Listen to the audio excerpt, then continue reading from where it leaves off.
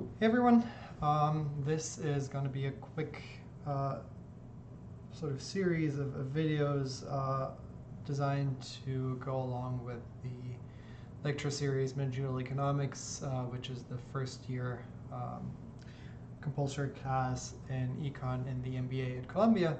I've been TAing this course for 3 years now, and I think it's pretty helpful to have videos to refer to. So I'm just going to record me doing a couple of exercises and talking about the material, and then upload them to YouTube so you can check them out. We're going to get started with basically the most fundamental topic of the semester, namely consumer demand and cost analysis. As the semester progresses, we're going to obviously move to increasingly more complicated and arguably more interesting topics. We're going to start today with, as I said, consumer demand, cost analysis. This is really revenue maximization, profit maximization, what you might think is sort of really at the core of any business economics course. Then we're going to look more into pricing, where we're talking about segmented pricing and how that can be achieved. We're going to then abstract away from sort of the individual firm and look at a higher level market from as a higher level point of view when talking about supply and demand and how market prices arise. Afterwards, we're also going to talk about adverse selection, so the failure of markets. That's everything we're going to do that's like market related. Subsequently, we're going to talk about what I think is probably the most interesting topic, namely game theory, how different agents interact and how we can model that, and also auction design, so think about why we see certain prices in auctions and how you might want to think about designing an auction in order to maximize the revenue of whoever is the auctioneer, let's put it that way. And lastly, and this is going to be session 5, we're going to talk about agency and incentive, sort of trying to figure out how you can ensure that your employees do what they're supposed to be doing. So the way I structure these review sessions, I generally start with sort of the key concepts, just a very brief rundown of what are the key words and terms that you need to know and how they relate. Then I'm going to go into sort of a very specific type of solution algorithm for problems that relate to this kind of topic, and then we're going to do a couple exercises.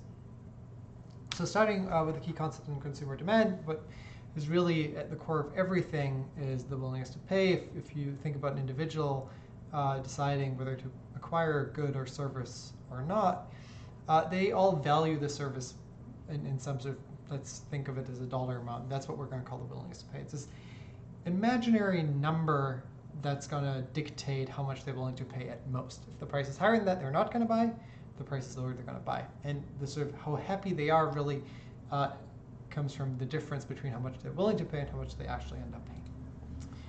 We can use these willingness or willingnesses to pay to derive what's called a demand curve. Demand curve really just relates quantities to prices.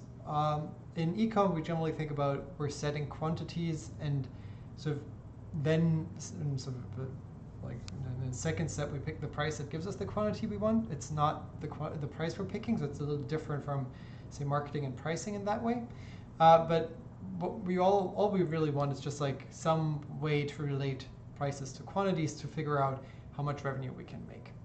And this is the demand curve, so if we basically ask everyone for their willingness to pay, if we could do such a thing, we could construct a curve which basically says, well, at a price of 500, everyone with the willingness to pay greater than 500 is willing to buy your product, and that's, I don't know, 10 million people, say. The way we depict these demand curves is in a so-called QP diagram. So on the x-axis you have quantities, on the y-axis you have prices. So it's also from that, it should be very clear that we're really picking the quantity since they're on the x-axis, and the prices are like what comes out of this decision. Revenue, I think that should be obvious, is just the price times the quantity. Whenever I refer to all these objects in sort of a shorthand notation, revenue is going to be R, prices are going to be P's, and quantities are going to be Q's. The key concept that you need to know in order to find whatever is the revenue maximizing price is marginal revenue. This is sort of the additional money you're making or additional revenue you're making per additional product sold. The way it's defined is just like if you go from one quantity to another quantity, you take the change in revenue making this step and divide it by the difference in quantity. The way to really think about this logically, I think, or intuitively, actually not necessarily logically, but intuitively, is let's start from selling quantity 0, and we want to decide whether we should sell 1 unit, yes or no. If we want to make this decision, how do we do this? Well, we're going to say, how much additional money are we making by selling 1 unit, and how many more units are we selling? 1. So the marginal revenue of this is then some number. It's going to be how much additional revenue do we generate from this decision. And if this is positive, we're going to say, well, that's great, we're going to sell 1 more unit. And if it's negative, we're going to say, well, hold up, we're not going to do that. And once we've made that decision, we can say, well, we know selling 1 unit is better than 0, but now we want to figure out, well, is 2 units better than 1? So we can compare 2 units versus 1. But we don't always think in like single unit intervals. We might think about thousands of units, right? So that's why we're dividing by the change in quantity. We can do these steps in thousands and millions. They can be like, the first decision can be 0 or 500, the second decision can be 500 or 5,000, but we're breaking it down on a per unit basis by dividing by this quantity change, and thereby make things comparable. As I said, in order to maximize revenue, we're going to start from selling 0 units and then go up until we reach the point where marginal revenue turns negative. That means selling an additional unit is not going to add to our total revenue. This really comes out if you're a little more analytically inclined and have taken sort of semi-advanced math classes where you're maximizing over functions. We can express revenue as a function of the quantity, and the price itself is also a function of the quantity. And then if we're maximizing this, how do you maximize? You take the first derivative and set it equal to 0. And this first derivative, the partial derivative of the revenue with respect to the quantity, is exactly what we're going to call marginal revenue, or what we are approximating by using the sort of nice formulation with the difference in revenue divided by the difference in quantity above. If that doesn't make any sense to you, you don't need to know that to solve the problems. It's just for those that have this sort of more analytical background, might be helpful in thinking about like, what is it actually that we're doing, and this is exactly what we're trying to do here. The second topic you covered was called cost analysis 1 and 2. Basically, we're doing the exact same thing as we did with demand, but now we're just adding costs. Right now, we never talk about cost. We always talk about revenue. We want to maximize revenue. Now we're going to say we're going to maximize profits. That might be actually a little more realistic, right? So when we're talking about costs, there are different types of costs. The one thing that a lot of people get wrong are sunk costs. The sunk cost is basically an amount of money that has already been spent or committed beyond being able to getting it back in some sort of irreversible way. Meaning, if you have committed a certain amount of money and you can never get it back, that cost really should not impact your decision. Going forward, you should only factor in costs into your decision that you can actually, decide over, that you have control over. If there is a certain amount of money that you need to pay, no matter what, whether you decide to sell 1 more unit or not, but if you still have to pay $500 either way, that does not impact the decision how much you're going to sell. It's not going to impact what quantity you're going to sell. It's not going to impact your prices, la-di-da-di-da. That's really sort of very important concept that a lot of people happen to get wrong, because it's very natural to get wrong. The standard or canonical example is you bought a ticket to some event, you show up at the event, and you forgot your ticket at home. Are you going to buy another one? Well, you have bought the ticket initially, which means your willingness to pay was higher than the price. And you can never get the money back that you spent on the original ticket, so you know that that cost is sunk. How do you decide whether to buy another ticket? Well, easily, you just compare your willingness to pay to the price. The price has not changed, let's assume that. And we know your willingness to pay is higher than the price, so you should buy another one. A lot of people think, well, but now I've spent twice, and twice the price might be higher than my willingness to pay. Well, that's true, but from the point of view of being at the venue and not having a ticket, how can you maximize the value you're getting? Well, if you go home, you didn't get any value. If you buy a ticket, you get the value that's the difference between willingness to pay and the price. That's still positive. So you're going to buy another ticket. That's why sunk cost is important. Another type of cost is called an opportunity cost. Basically, we're going to find as the second best alternative. maybe for you most relevant, you have, say, 2 offers, one from McKinsey and one from Boston Consulting, and the cost of taking the McKinsey offer is turning down the BCG offer. And vice versa, the cost of taking the BCG offer is turning down the McKinsey offer. So this is like, it's not the same kind of cost that we like to think about in terms of like cost of goods sold or whatever you're going to get to know in accounting. Instead, it's more of a sort of, it's just like the cost that, you're like the second best opportunity of really giving up and quantifying that as a cost. We're going to see in an example later on how that sort of plays a role when we're actually thinking about maximizing profits. Talking about profits generally speaking in economics are denoted by pi. Since we already used p for the price, we need to find something else. So we're going to use pi here. Generally speaking, profits obviously are revenues minus cost. Revenue is price times quantity. Cost is, we're just going to call C. Can also vary with quantity. I'm not going to take a stance on that, but just C usually refers to cost. Similarly to the marginal revenue, we can also define marginal cost. It means how much do our costs go up on a per unit basis for every additional unit that we sell. Same intuition as with marginal revenue. So you can probably already see where this is going, right? Like if we want to maximize profits, we're just going to compare marginal revenue, the additional revenue we're making, to marginal cost, the additional cost we're facing. If marginal revenue is greater than marginal cost, that means we're making more money at the end of the day. So we should sell, again, this thinking starting from 0 units, and you decide, should I sell an incremental unit? Should I sell 1 more unit? If that unit creates more revenue than it creates cost, that is ultimately adding to the bottom line. That, again, is coming from the sort of very standard maximization problem approach. We have revenues that are a function of quantities. We have costs that are a function of quantities. We take derivatives of both of them with respect to the quantity, since that's what we're trying to find. We're going to set that equal to 0, and that exactly means that marginal revenue equals marginal cost. Again, if that's not obvious to you because you haven't seen these things in the past, no big deal. You don't need to. If that makes it clearer where some of these marginal revenue, marginal cost things are coming from, then this might help. But you don't need it for the course. We're going to do it all in a sort of discrete way where we're going to compute marginal cost as above.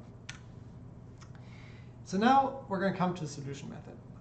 Ultimately, all these concepts are nice and good and fine, I guess. But what we really want to do, or what you want to do at the end of the day, is solve problem sets and get a good grade on the exam, hopefully. So it's really important to figure out when a question is referring to, be it either revenue or profit maximization, and how to solve it. Solving these problems is actually pretty easy. Now we're only considering a demand side, right? We only have customers, we don't have producers. That makes it easy. We're going to see that in like review session 3 when we're going to add producers onto this. And the way we're going to solve these problems is we're usually going to be given a table with willingness to pay of individual people. We're going to sort these people in descending order of willingness to pay. Why? The intuition is the same as before. We're going to say, well, we start from 0 quantity, and then we're going to sell 1 unit, 2 units, 3 units, and see what maximizes our profits. If we want to sell 1 unit, what price should we pick? Well, it's the highest willingness to pay, right? The first unit should go to the person who has the highest willingness to pay. That's the highest price we can charge. We're going to do better doing that than anything else. And then we're going to be able to go down this table and say, well, if we sell 1 additional unit and thereby lowering the price, how does it impact our revenues? And that's how we're going to go through this entire analysis and then ultimately see what maximizes either revenue or profits. What I've described here is basically deriving the demand curve. We're going to find a relationship between quantities we pick and prices we can charge. If we want to sell more, we have to lower prices. That's why demand curves are, generally speaking, downward sloping. One sort of nitpicky thing, data can be either binned or unbinned. So if you have multiple individuals with the same willingness to pay, you have to combine them into a single observation, where there are now 2 people with that. You're going to see that in the problem set. It's just something to be aware of. For each row, we're then going to compute total revenue, marginal revenue, and if we have marginal cost, not always the case, we're going to add that onto it. And then we're just going to find the optimal quantity and price. So quantity to sell, price to charge. For quantities, as I said, we're going to find marginal revenue is equal to 0, or wherever the last observation where it's positive. And profits, we're just going to find where marginal revenue is slightly greater than marginal cost. Now, that's basically all in terms of like the actual toolbox that you need. Now let's get into solving a couple problems. So in the first question, we're going to say you've acquired 6 opera tickets for free. So this is, in this case, revenue maximization because there is no cost to us. And you have to decide on a price to sell them at. What price should you set for tickets to maximize your profits? We're going to see the table with the billings to pay in a second. In question 2, we're going to ask, well, suppose that we were forced to sell all 6 tickets. What would we then charge? That might not be optimal from a revenue maximizing point of view, but sometimes the government forces you to do weird stuff that's not necessarily good for you. So that's what we're going to hit there. Question 3, we're going to suppose that we only had 3 tickets to sell, but we're going to be offered to buy 1 additional ticket at a price that we're going to call X dollars. What is the maximum we're willing to pay for that? Or, put differently, what should the opera charge us? Because they know the willingness to pay of the individuals and so on. And ultimately, we're going to be given new willingness to pay data and recompute the entire thing. All right, we're going to jump right into it. As you can see here, this is the willingness to pay data we're given. Let me zoom in a bit. We have Frank, Alpha, Epsilon, Columbia, Delta, and Beta. They all have an individual willingness to pay. And we set up the table fairly quickly. What do we want? We want willingness to pay. We want to know the quantity we're going to sell. I'm going to use the usual abbreviations here. Let me center it. I like that better. We're going to have prices, we're going to have revenues, and we're going to have marginal revenues. We don't need marginal cost here since all the tickets were free to begin with. I'm going to put a filter on this and then just, as I said, order willingness to pay from greatest to smallest. If we set a price of 65, who's going to buy it? It's just going to be alpha, so the quantity is 1. If we set a price of 55, both alpha and beta are going to pay, so it's a price of 2. And we can sort of apply the same logic and then get the quantities as just 1, 2, 3, 4, 5, and 6. Notice when we're now trying to figure out the prices, it's very easy and sort of intuitive that the price should be the willingness to pay. To see this, let's say we're here. If we want to sell 2 tickets, what's the best we can do? Well, if we charge more than $55, we're just going to sell 1 ticket. If we charge less than $55, but supposedly more than 45, we're going to sell 2 tickets, but we can still make more money by charging 55. So naturally, the prices always have to equal the willingness to pay of the last customer. Revenues are easy. This is just quantity times price. But I get that should be obvious. Margin revenue. So for the first entry, it's always defined as, well, the difference in revenues. If we sell 1 unit, we make 65. If we sell 0 units, we make none.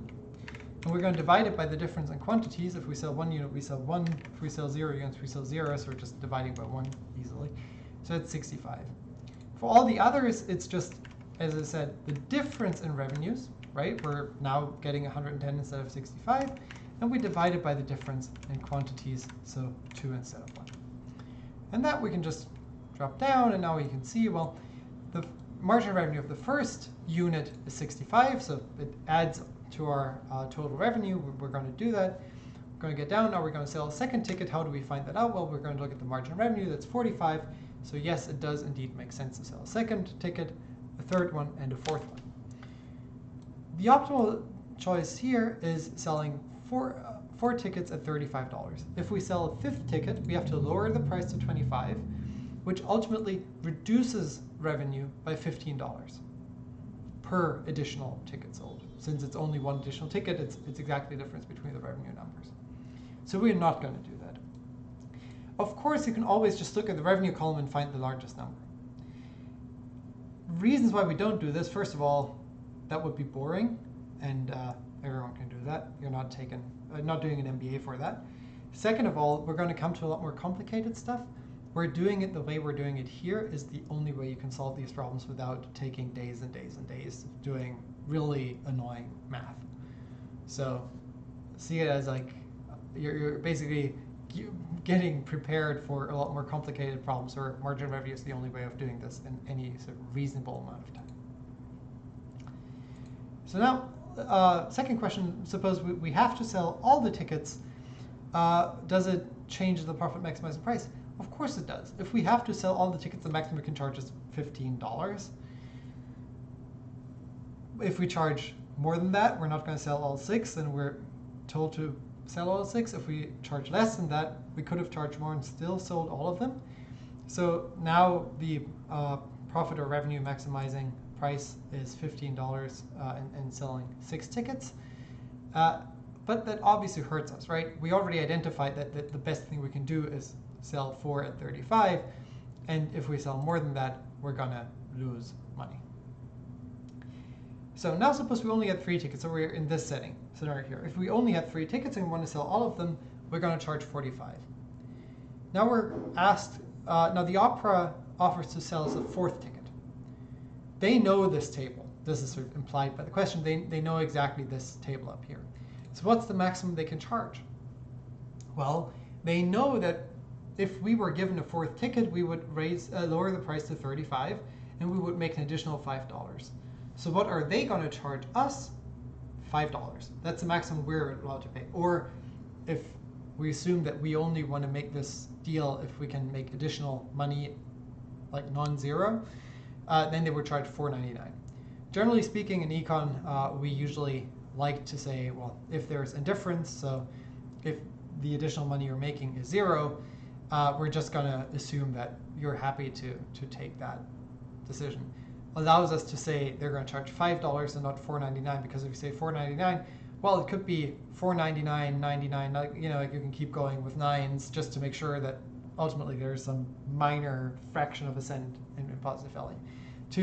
In order not to have to deal with that stuff, we're going to say, well, 5 is what they're going to charge. Okay, we're going to do it again. Now we're going to have binned data. This is what I said, right? Instead of having individual names and willingness to pay, we're now given different people. Like we're going to say there are 3 people with the willingness to pay of 15, 5 with the willingness of 65, and so on. So again, let me prepare the table. We're going to do what we're always going to do. You know, define this way, sorted from largest to smallest. So far, so simple. Now instead of selling 1 unit if we charge 65, we're going to sell 5 of them. If we charge 55, it's going to be the previous 5 units plus the 1 additional unit. And this sort of logic follows through, right? If we go from 55 to 45, we're going to still sell to the 6 people that are willing to pay 55 or more, plus 3 additional people, and so on and so forth. The reasoning from before still holds. The prices have to equal the willingness to pay. The revenues are just the quantities times the prices. In the first row, it's just the revenue divided by the quantity. And in all other rows, it is the difference in revenues divided by the difference in quantities. And now you can see, well, we can again go down the table, and we're going to find that this time it is optimal to sell 17 tickets at $35, because that maximizes our revenues. That should have been fairly intuitive and easy.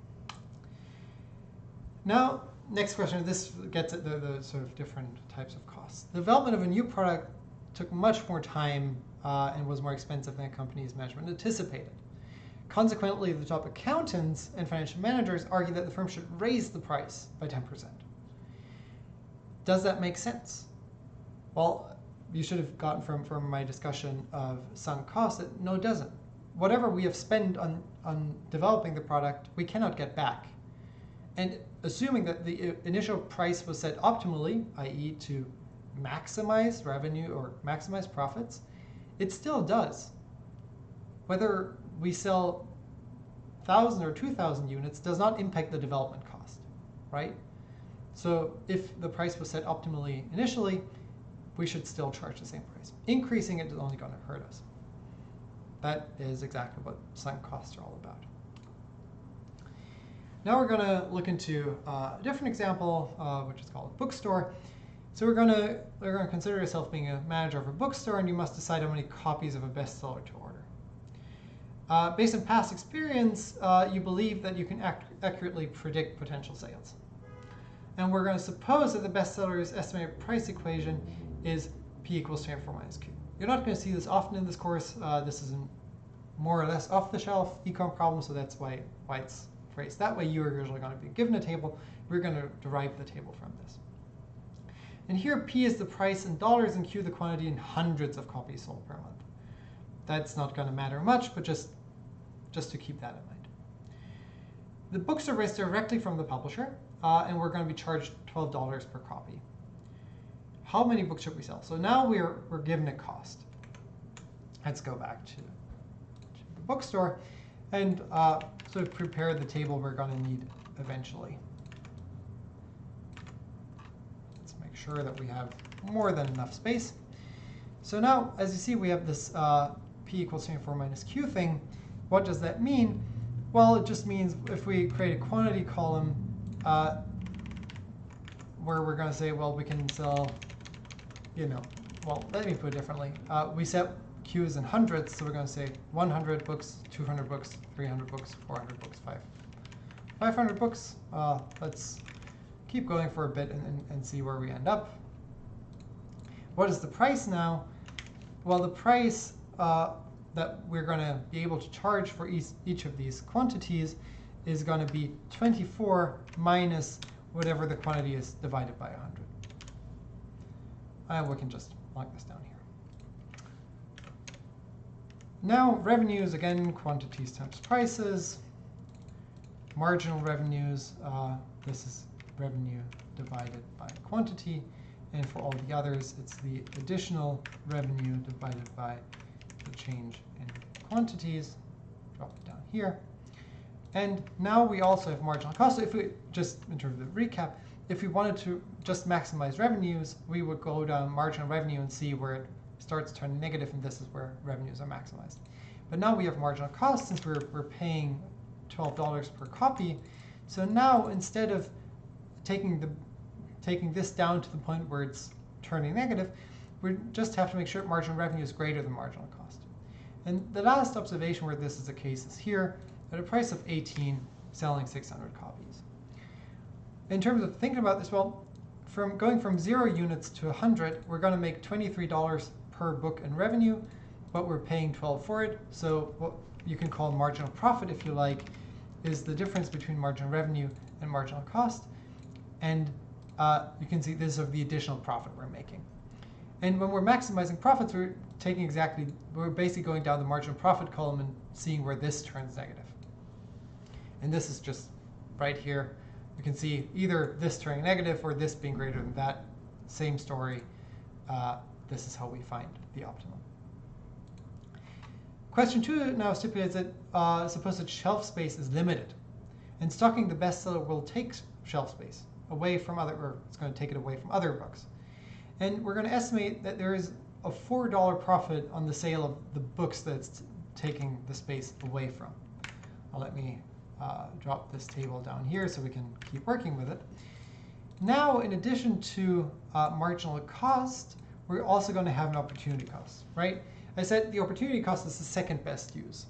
So in this setting, if we put the bestseller on the shelf, we don't just want to break even, right? We know if we put another book on the shelf, we're going to make $4. That's going to be an opportunity cost, right? It's the second best use. How do we deal with them? Well, we're basically adding marginal cost and opportunity cost together. I'm going to stick with this marginal profit column, and instead of just subtracting marginal cost off of marginal revenue, I'm now also subtracting the opportunity cost. This obviously changes the decision, right? Now, if you want to think of it, the hurdle is much higher. We want to make more money. So now, we're going to make at least $4 per copy sold. How much money do we make in terms of book profits if we sell 400 units? On the units, like going from 300 to 400, we're going to make $5 on each additional unit. That's more than the 4. Here we're only going to make 3. That's less than the 4. Or in terms of marginal profit, this is where it turns negative. So we want to sell 400 units at $20. Now, after receiving the order in question 2, so the one that we got up here, the order of 400 books, we're disappointed to find that the best sellers are really not that sought after. And actually, man, instead of 24 minus q is 18 minus 2q. I mean, we only need to consider that, right? We only ordered 400 books, so that's all we need to consider. But now, the prices are no longer 24 minus the quantity over 100. It's 18 minus 2 times the quantity divided by 100. So you can see the prices are significantly lower, right? It's not 23, but 16 to sell 100 units. And now our marginal revenues and marginal cost changes. And now we're also considering returning some of the books. The publisher here offers us to take them back for $6 for each copy. And the question is, how many, like, what should we do? How many should we keep? How many should we return? If we think about opportunity costs here, we actually have 2 opportunity costs, right?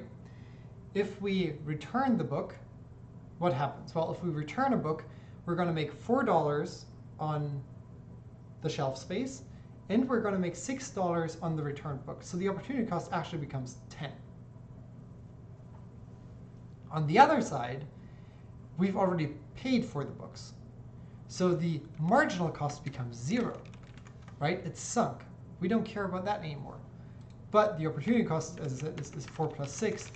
That's exactly the $4 that we want to make on each spot on the shelf, and the $6 that we're going to be getting back if we return it.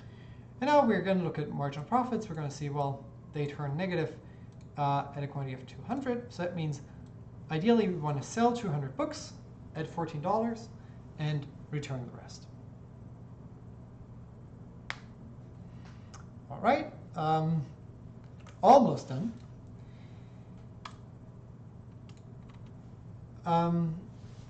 Actually, done. That went quicker than I thought. All right, I hope this helped you. These are, I think, fairly intuitive problems, and they should help you in sort of dealing with the problem sets later on. And I hope that you were able to take something from this, and I'll see you in the next review session.